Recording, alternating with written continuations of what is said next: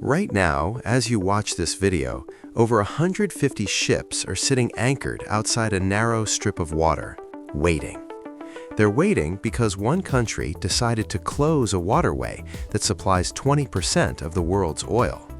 That waterway is the Strait of Hormuz, and what's happening there right now could affect the price of everything you buy, from fuel to food. So what exactly is the Strait of Hormuz? Why is it so powerful? And how does closing one narrow passage shake the entire global economy? Let's break it down.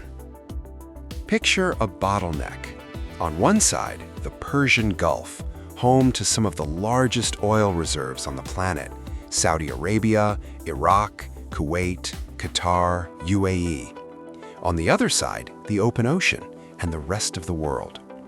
The Strait of Hormuz is the only connection between these two worlds. It's roughly 33 kilometers wide at its narrowest point. But here's the thing. The actual shipping lane is just 3 kilometers in each direction. 3 kilometers. That's narrower than many rivers. Yet through this tiny corridor, every single day passes 20 million barrels of crude oil. That's 20% of all the world's daily oil supply, worth approximately $500 billion in annual energy trade. On one side of this corridor, Iran. On the other, Oman and the UAE. And that geography is everything. To understand why Hormuz matters so much, you need to understand who depends on it. China receives 45% of its oil through this strait. Every factory, every car, every power plant. India, nearly half of its crude oil and 60% of its natural gas flows through Hormuz.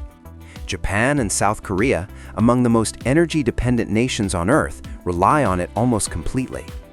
Europe gets 12 to 14% of its LNG gas from Qatar through the strait. In total, 84% of everything that passes through Hormuz goes to Asian markets. When this strait works, the global economy runs smoothly. When it doesn't, the shockwaves reach every country on Earth within days. On February 28, 2026, following military strikes on Iran, everything changed. Iran's Revolutionary Guard Corps, the IRGC, began broadcasting warnings to every ship in the strait. No vessel is permitted to pass.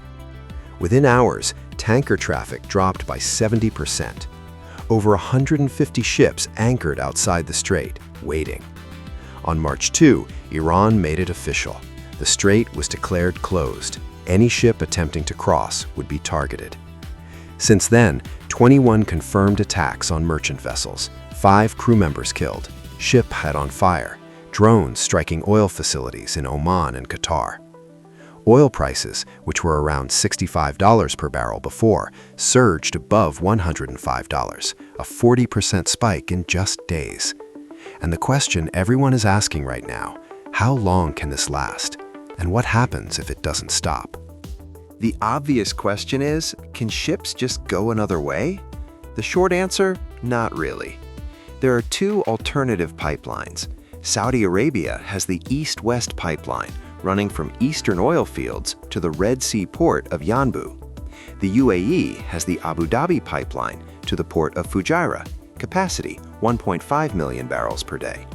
Together, that's maybe 6 to 7 million barrels per day.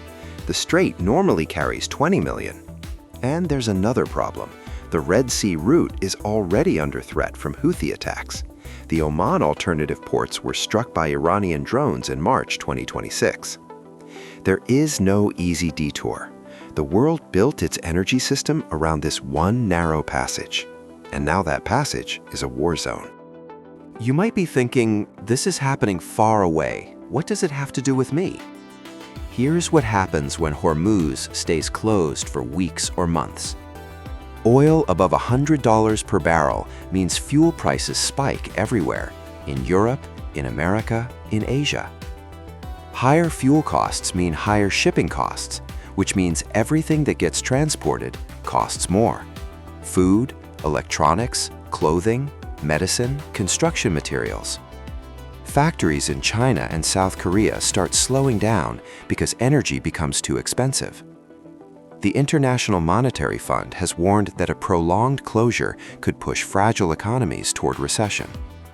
Prices wouldn't just spike, said one analyst from the International Crisis Group. They would gap violently upward on fear alone. This is the power of one strait, 33 kilometers of water, that controls the fate of the global economy. This isn't the first time the world has held its breath over the Strait of Hormuz. During the Iran-Iraq War in the 1980s, both countries attacked each other's oil tankers in the Persian Gulf. Iran laid mines near the strait. One struck a U.S. warship, the USS Samuel B. Roberts. The Reagan administration retaliated, sinking Iranian warships and destroying oil platforms. The crisis passed, but the lesson was clear. Whoever controls Hormuz controls a lever of global power. In 2012, tensions rose again when Iran threatened closure in response to Western sanctions. Oil prices spiked. The U.S. moved warships into position. Iran backed down. Every few years, the world rediscovers just how fragile this 33-kilometer choke point really is. The Strait of Hormuz is just 33 kilometers wide, but in those 33 kilometers lies 20% of the world's energy supply, the economic stability of billions of people, and the balance of military power in the most volatile region on Earth. Right now, ships are waiting, prices are rising, governments are negotiating, and the world is watching one narrow strip of water, wondering what happens next.